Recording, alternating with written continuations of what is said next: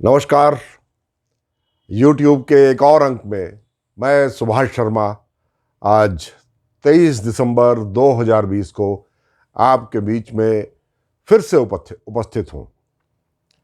आज 23 दिसंबर अर्थात किसानों के मसीहा पूर्व प्रधानमंत्री चौधरी चरण सिंह का जन्मदिन भी है और पूरा देश आज किसान दिवस के रूप में मनाकर उनको याद करता है। मैं पूरे देश की ओर से चौधरी चरण सिंह को जन्म दिवस की बहुत बहुत शुभकामनाएं देता हूं। हिमालय दर्पण उत्तराखंड डिजिटल चैनल परिवार की ओर से भी उनको बहुत बहुत आज मैं पूरे देश के किसानों को बधाई देता हूं। चौधरी चरण सिंह की बात चली तो 2 मिनट हम जरूर उनका जिक्र करेंगे। चौधरी चरण सिंह उन शख्सियतों में थे जो एक पढ़े लिखे किसान थे और बहुत छोटी उनकी किसानी थी और कांग्रेस पार्टी के बहुत सक्रिय सदस्य थे। एक कांग्रेस के अधिवेशन में जब पंडित जवाहरलाल नेहरू सहकारी खेती का जिक्र कर रहे थे कि खेती सहकारी रूप में होनी चाहिए, कोई किसी जमीन का मालिक नहीं, सब मिलकर के खेती करेंगे और उसकी उपज को अपनी अपनी जरूरतों के हिसाब से बराबर बराबर बांट लेंगे। क्योंकि वो रूस की जो सहकारी खेती थी, कोऑपरेटिव फार्मिंग जो रूस में होती थी, उससे बहुत प्रभावित थे। अब नेहरू जैसी शख्सियत जब रशिया जैसे विशाल देश की तारीफ कर रहे हो तो बाकी सबने तो नेहरू जी की बात पर खूब जमकर तालियां बजाई, मगर एक पतला दुबला सा नौजवान वहीं खड़ा हो गया और उसने कहा कि पंडित जी, कभी आपने खेती की? उन्होंने जब ये बताया कि जब आधी रात को 1 बजे 2 बजे पानी देने का सर्दियों की रात में नंबर आता है ना, तो उस वक्त अपनी जमीन, अपनी मालिकाने की जमीन पर सगे भाई जाने से इनकार कर देते हैं या इस तरह चुपचाप सो जाते हैं जैसे सो रहे हों, जैसे उन्होंने सुना ही नहीं या उन्हें याद नहीं है। और कोई एक व्यक्ति जिम्मेदारी लेकर के रात को उस सर्दी की रात में जो सिंचाई का पानी अपने खेत के लिए काटना पड़ता है उसके लिए जाता है, फावड़ा कंधे पर रख के। प्रैक्टिकल बात कीजिए पंडित जी, ये चौधरी चरण सिंह ने कहा। और एक कोऑपरेटिव फार्मिंग जिसमें आपको अपनी जमीन के मालिकाने का नहीं पता, उसके लिए ये किसान कहाँ आएगा जो अपनी जमीन पर जाने से कतराने लगा है। तो इसलिए ये आपका जो एक मॉडल है कोऑपरेटिव फार्मिंग का, ये हिंदुस्तान में नहीं चलेगा। नेहरू जी ने उनकी बात को सुना और नेहरू जी का जो कार्यक्रम था उसको स्थगित भी कर दिया गया कि ठीक है, आपने एक किसान होने के नाते आपने एक शंका उठाई है तो इस पर हम विचार करेंगे। तो चौधरी चरण सिंह एक उस वक़्त नौजवान किसान नेता के रूप में पूरे देश के सामने उनका पहला इस प्रकार से सार्वजनिक परिचय हुआ और उसके बाद जो कुछ उन्होंने आगे हासिल किया वो एक इतिहास है। थोड़ा जो व्यक्तिगत तौर पर मुझे लगता है कि चौधरी साहब ने आजीवन लखनऊ की राजनीति की। अगर उन्होंने कुछ वर्ष पहले दिल्ली की राजनीति कर ली होती, केंद्र की राजनीति कर ली होती, तो चौधरी चरण सिंह से बड़ा कोई दूसरा नेता इस देश में नहीं होता, ऐसा मुझे लगता है। इसलिए ऐसी महान शख्सियत को, चौधरी चरण सिंह को आज किसान दिवस पर पूरे देश की ओर से एक बार फिर से नमन। आइए अब बात करते हैं आज के विषय की। आज का विषय भी किसानों से जुड़ा हुआ है। आज सुबह से ब्रेकिंग न्यूज पे समाचार चल रहे हैं कि आज एक घोषणा हो गई 25 तारीख को अटल जी के जन्म दिवस पर किसानों को जो किसान सम्मान निधि है उसकी अगली किस्त दी जाएगी। वो कई हजार करोड़ में 16,000 करोड़ वो बताई जाती है।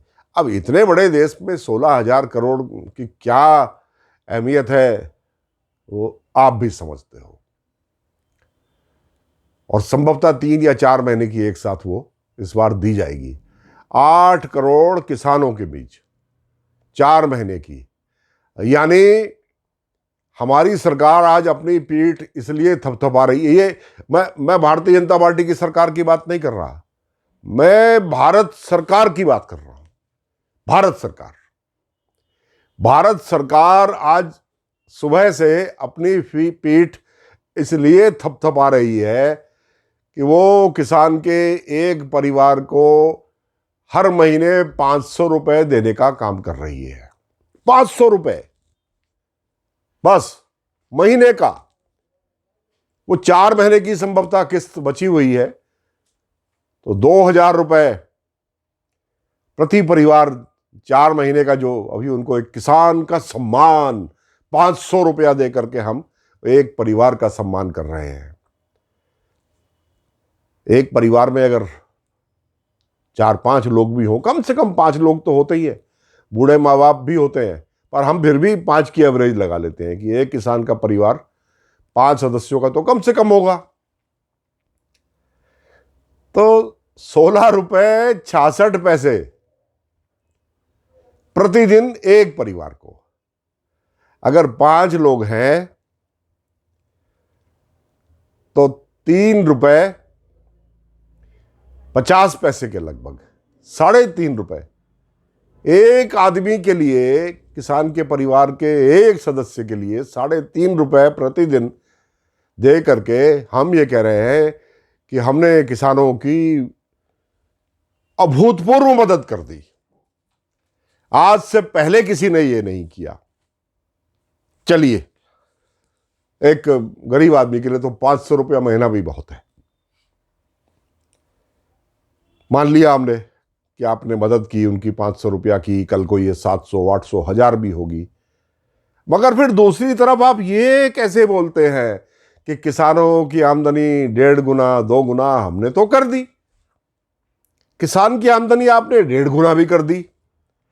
किसानों का जो आंदोलन दिल्ली के चारों तरफ बॉर्डर्स पर इस कड़कती ठंड में हो रहा है, वो नकली है, वो अनावश्यक है, क्योंकि हमने उसकी आमदनी अपनी नीतियों के चलते, अपनी टेक्नोलॉजी के चलते, सस्ती खाद के चलते हमने तो बढ़ा दी।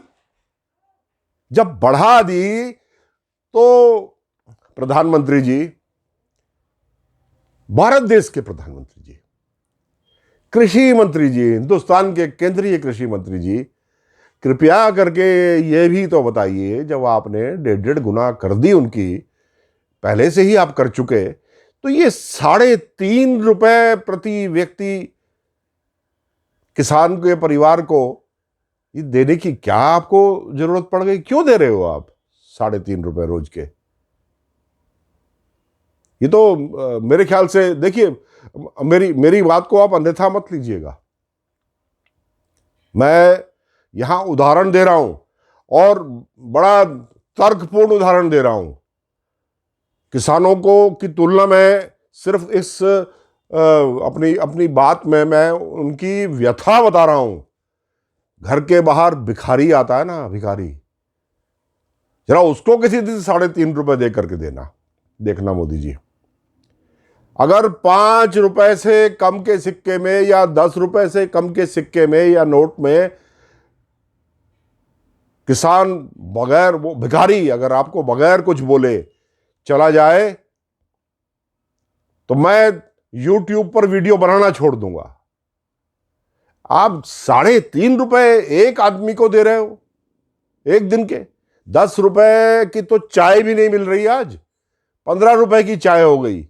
और आप एक आदमी को 3.5 रुपए रोज के दे करके कह रहे हो कि हमने किसानों के लिए अभूतपूर्व काम कर दिया मोदी जी ने।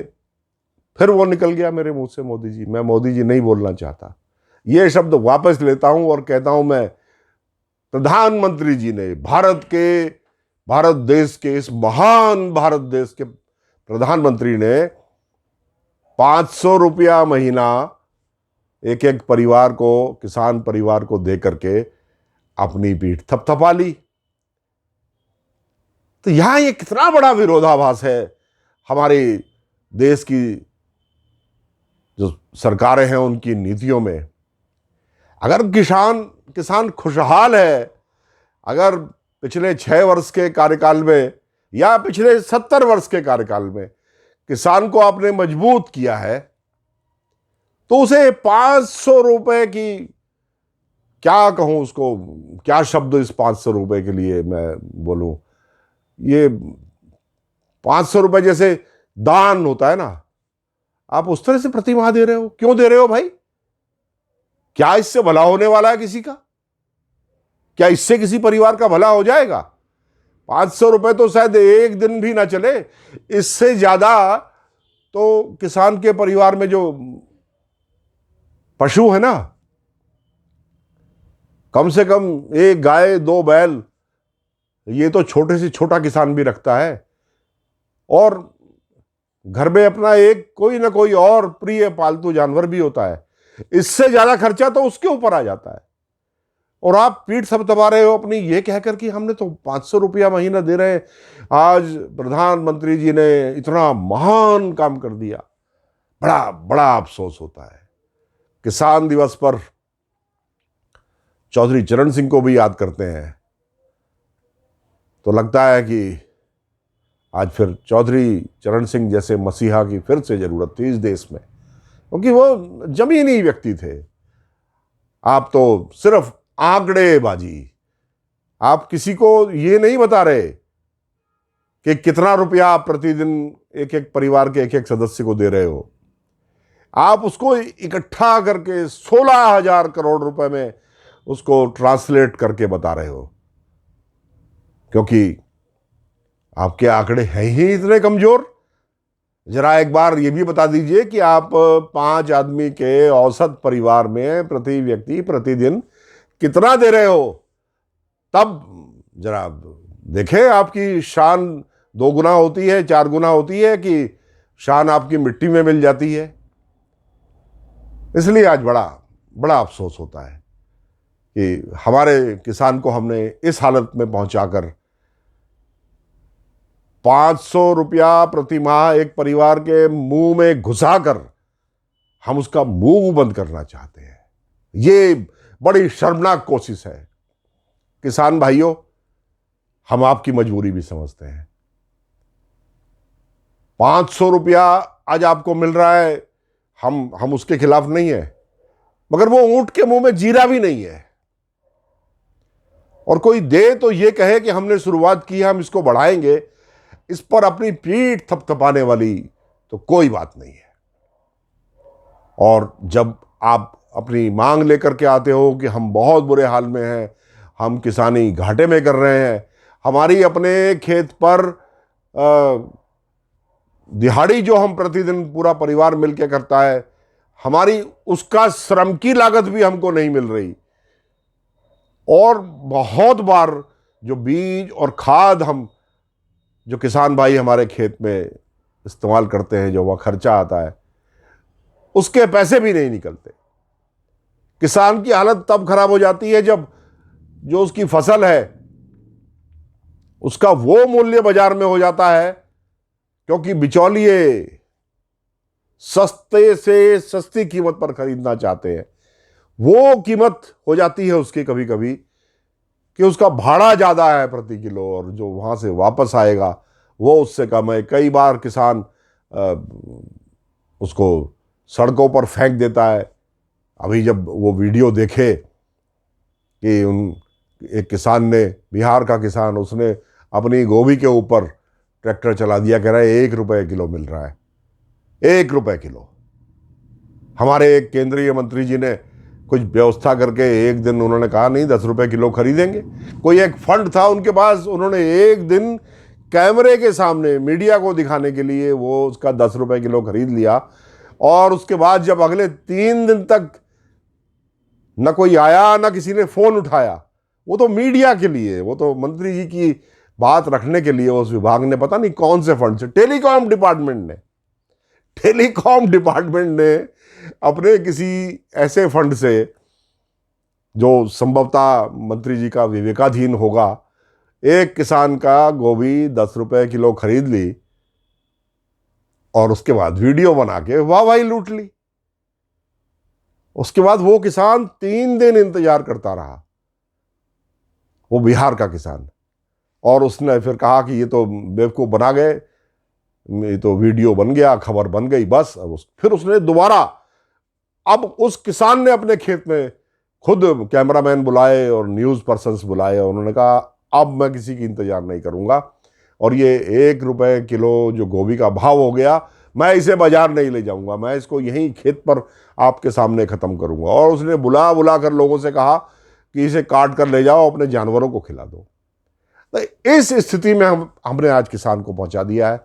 मुझे आज बहुत अफसोस है हमारे यहाँ किसानों पर और किसानों की देखभाल करने वाली सरकारों पर और किसानों के नाम पर झूठी वाहवाही लूटने वाली सरकारों पर गर्व करने जैसी कोई बात नहीं है। ये मैं आज किसान दिवस पर 23 दिसंबर को पूरे देश के सामने ये संदेश हिमालय दर्पण उत्तराखंड डिजिटल चैनल की ओर से देना चाहता हूँ।